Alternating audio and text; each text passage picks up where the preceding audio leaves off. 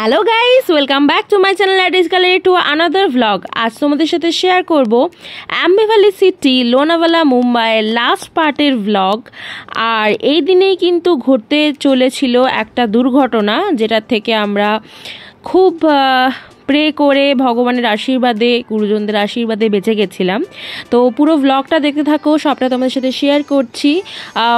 এই দেখো, সকালে উঠে ফ্রেশ হয়ে রেডি হয়ে নিয়েছিলাম, আর লাস্টবার একটু ঘরটা ঘুরে ঘুরে দেখে নিচ্ছি, বিকজ খুব মিস করব। দুদিন ছিলাম এখানে, তো একবার তোমাদের সাথেও শেয়ার করছি রুম ট্যুর। যদিও আমি আমার চ্যানেলে আলাদা করে শেয়ার করেছি Aamby valley city room tour, তোমরা এখনও কেউ দেখে না থাকলে অবশ্যই দেখে নিও, আর অবশ্যই কমেন্ট করে জানিও যে আমার চ্যানেলের ব্লগগুলো তোমাদের কেমন লাগছে।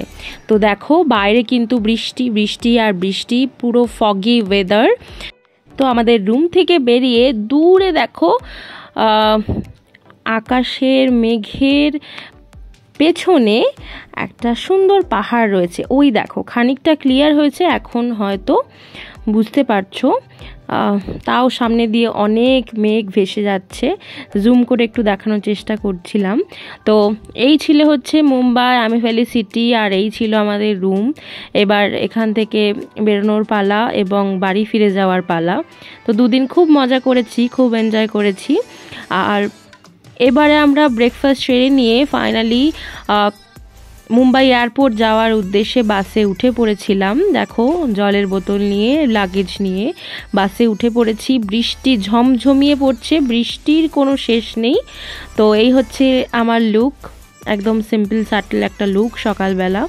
তো যেই দুর্ঘটনার কথা বলছিলাম, আমরা যেদিন ফিরছিলাম তার ঠিক আগের দিনই দুটো গাড়ি অ্যাক্সিডেন্ট হয়েছে ঠিক এই জায়গায়। এখন তোমরা যেই জায়গাটা দেখছো ঠিক এই জায়গায়, এখান থেকেই গাড়ি খাদে পড়ে গেছে বলে শোনা গেছে। ঘটনার সত্যতা জানি না, তবে ওখানকার আঞ্চলিক মানুষরা রটিয়েছে এই ঘটনা সত্যিই হয়েছে।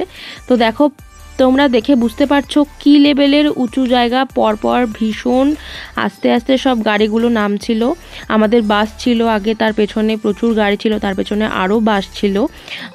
তো সব আসছে পরপর, আর সামনে থাকে দাঁড়িয়ে, মানে একজন লোক বাস থেকে নেমে দাঁড়িয়ে গাইড করছিল রাস্তা, মানে ড্রাইভারকে গাইড করছিল রীতিমতো অনেকক্ষণ ধরে। অনেক আগের থেকেই উনি মানে বাসের যে কন্ডাক্টর নেমে দাঁড়িয়ে মানে বাসের ড্রাইভারকে গাইড করে করে করে পুরো রাস্তা হেঁটে হেঁটে উনি কিন্তু বাস নামিয়েছে, এবং পরপর আরও অনেক গাড়ি নেমেছে। যেহেতু এতগুলো প্রাণ, এতগুলো জীবন সংশয়ে পড়ে যাবে, একটা যদি 19 থেকে 20 হয়, এত উঁচু পাহাড় থেকে পড়লে আর কেউ বেঁচে ফিরবো না বাড়িতে। তো এই ভয়াবহ একটা জায়গা থেকে ফাইনালি প্রে করতে করতে এবং ভগবানের আশীর্বাদে আমরা খানিকটা নেমে আসলাম লোনাভালার অ্যাম্বি ভ্যালি সিটির পাহাড় থেকে। খানিকটা নেমে আসার পরেও কিন্তু বিপদ কাটেনি, কারণ দেখতে পাচ্ছ ওই ওপরে একদম টপে ছিলাম, ওখান থেকে আস্তে আস্তে নামছি, এখনও নামা অনেক বাকি।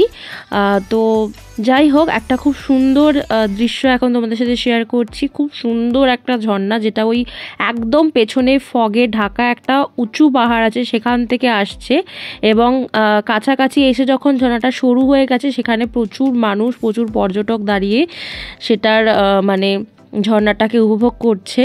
তো দেখেও ভালো লাগছিল। বাট আমাদের তো কলকাতা ফেরার তাড়া আছে, ফ্লাইট ধরার তাড়া আছে, তো মুম্বাই এয়ারপোর্ট ঠিক টাইমে পৌঁছতে হবে, সেজন্য আমরা আর নামিনি সেই সময় বাস থেকে। তো তারপর সেই ঝর্ণাটা পেছনে ফেলে আবার সামনের দিকে এগিয়ে যাচ্ছি। রাস্তায় ভিউগুলো খুব সুন্দর, যদিও অনেক ফগ ছিল, অনেক হেজি, তোমরা দেখতে পাচ্ছ সব কিছু ক্লিয়ার দেখা যাচ্ছে না। স্টিল যতটা সম্ভব ক্যামেরা বন্দি করার চেষ্টা করেছি তোমাদের সাথে শেয়ার করব বলে। তো তোমরা পুরো ব্লগটা দেখে জানিও কেমন লাগলো। এবার দেখো, অনেকটা নিচে নেমে এসেছি, এখানে বেশ রাস্তাগুলো ভালো, আর নিচে দিয়ে একটা রেল লাইন যাচ্ছে, যদিও রেল স্টেশনের নাম জানা ছিল না। তো যাই হোক, মুম্বাই সিটি এক্সপ্লোর করতে করতে আমরা ধীরে ধীরে পৌঁছচ্ছিলাম মুম্বাই এয়ারপোর্টের দিকে। আর এই দেখো, মুম্বাইয়ের পাহাড়গুলো এরকম বড় বড় যে পাথরগুলো পাহাড়ের সাইডে, সেগুলো তার দিয়ে এরকমভাবে আটকানো থাকে। অদ্ভুত একটা ব্যাপার, এটা আমি যাওয়ার সময়ও লক্ষ্য করেছিলাম, ফেরার সময়ও লক্ষ্য করলাম। আর এখানেও খুব সুন্দর সিন ছিল, মনে হচ্ছিল দূরে প্রচুর ঝর্ণা ছিল। যাওয়ার দিন দেখেছিলাম কিছু কিছু, বাট আসার দিন এতটাই ফগ বেশি ছিল, এতটাই বৃষ্টি ছিল, এতটাই মেঘলা ওয়েদার ছিল যে সেই ঝর্ণাগুলো আর দেখতে পেলাম না। যাই হোক, জীবনে আবার যদি কখনো সুযোগ হয়, যদি যাই, এই টাইমটা অ্যাভয়েড করে যাব। যদিও মনসুন স্পেশাল জায়গা হচ্ছে মুম্বাইয়ের লোনাভেলা, বাট আশা করি আগে পরে গেলেও ভালোই ভিউ পাবো। তো যাই হোক, তারপরে আবার আমরা সামনের দিকে এগোচ্ছি। এখানের দৃশ্যটা এত সুন্দর, সবাই ক্যামেরা মানে বন্দি করতে ব্যস্ত ছিল এই সময়টা। এত সুন্দর একটা নদী বা সমুদ্র তো নয়, এটা নদী বলতে পারো, এত সুন্দর একটা নদী সামনে দেখতে পাচ্ছ। আর ঘাসগুলো মানে একদম লিটারালি সবুজ, যেন মনে হচ্ছে ফরেন কান্ট্রির মতো সবুজ সুন্দর। তো আমি একটু স্লোমো করে তোমাদেরকে দেখাচ্ছি, দেখতে থাকো। এই জায়গার ভিউটা এত সুন্দর। তো এই ছিল একটা ড্যাম্প, এই ড্যাম্পের ওপারেই ওই একটু আগে যে নদীটা দেখছিলে সেটা আছে। তো এরপরে আমাদের রাস্তায় হল্ট দিয়েছিল 10-15 মিনিটের জন্য। কেউ বাড়ির জন্য কিছু কিনতে চাইলে কিনতে পারে, কেউ ফ্রেশ হতে চাইলে হতে পারে। তো দেখো এখানে অনেক কিছু খাওয়ারও জিনিস আছে, এবং এখান থেকে আর কিছু খাইনি যেহেতু বাসে অলরেডি ওরা খাবার দিয়েছিল। এই এখন মুম্বাই এয়ারপোর্টের জন্য বেরিয়ে পড়েছি আম্বি ভ্যালি থেকে ব্রেকফাস্ট সেরে। আর দেখো রাস্তায় একটু হল দিয়েছে 10 মিনিটের জন্য, তো কিছু শপিং করে নিলাম মুম্বাই থেকে। এই দেখো এই চিজি বলসগুলো নিলাম, আর নিলাম হচ্ছে এই বাদাম চাক, আর নিলাম আলু চিপস, আর এই যে আনার দানা টাইপস কিছু একটা। তো চলো রাস্তায় যেতে ভিউগুলো খুব সুন্দর, তোমাদের সাথে শেয়ার করছি, ব্লগটা বড় দেখতে থাকো। তো বাড়ির জন্য কি কি কিনলাম তো তোমাদের সাথে শেয়ার করলামই। এবার দেখো বৃষ্টি অনেকটা কেটে গেছে, আর আমরাও এয়ারপোর্টের অনেকটা কাছাকাছি, আর পাহাড় থেকেও নেমে এসেছি সেফলি। তো সেই ভয়াবহ রাস্তা থেকে নেমে এসে অনেকটা স্বস্তি বোধ করছিলাম। তো যাই হোক, এবার আবার সেই সমুদ্রটা, যেটার অসাধারণ একটা ভিউ, আর এটা দেখা মানেই বোঝা যাচ্ছে যে মুম্বাই এয়ারপোর্ট আর বেশি দূরে নেই। তো ফাইনালি আমরা মুম্বাই এয়ারপোর্টে পৌঁছলাম, প্রায় 1 থেকে 1.5 ঘন্টা আগেই পৌঁছেছিলাম। তো আমাদের প্ল্যান ছিল কাছাকাছি জুহু বিচে যাওয়ার, বাট যেহেতু হাতে সময় 1 থেকে 1.5 ঘন্টাই ছিল, তো গিয়ে ঘুরে ফিরে আবার ফ্লাইট ধরাটা চাপের হয়ে যাবে, তাই জন্য আর রিস্ক নিইনি। তো নেক্সট টাইমের জন্য তোলা রইল জুহু বিচটা আর মুম্বাই এক্সপ্লোর করাটা। সেদিনের জন্য আর রিস্ক নেওয়া হয়নি।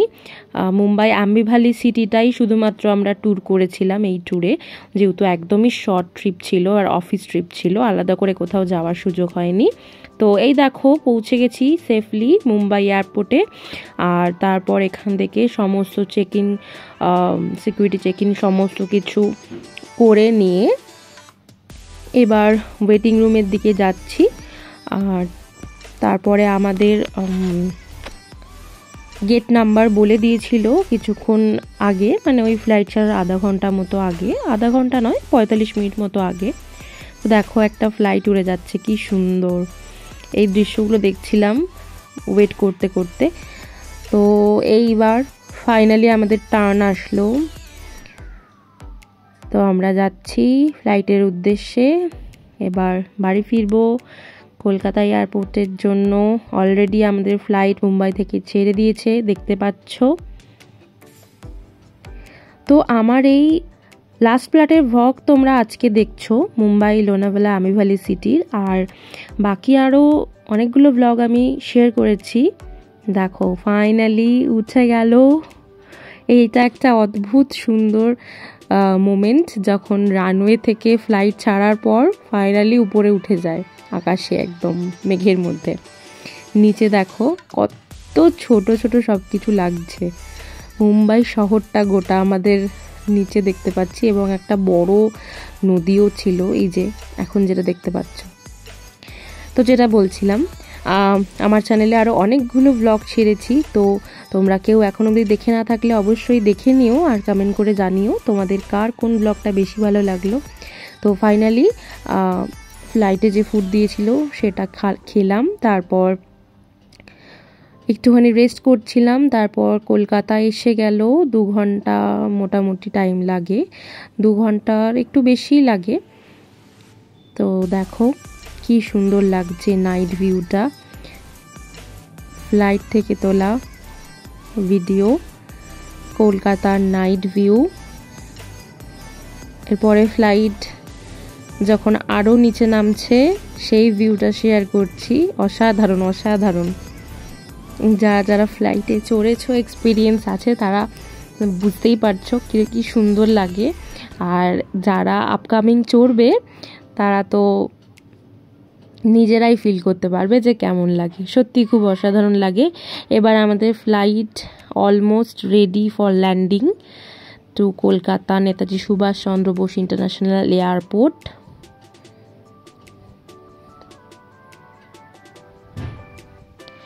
দেখো এবার অনেকটা নিচে নেমে এসেছি আমরা। কলকাতার রাস্তাগুলো খুব সুন্দর স্পষ্টভাবে দেখা যাচ্ছে,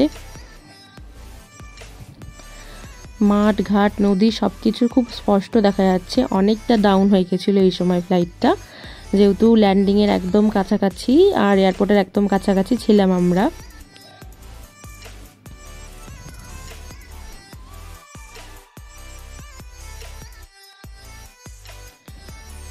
তো এতক্ষণ দূর থেকে দেখাচ্ছিলাম, এবার কাছ থেকে দেখাচ্ছি কলকাতার ভিউটা।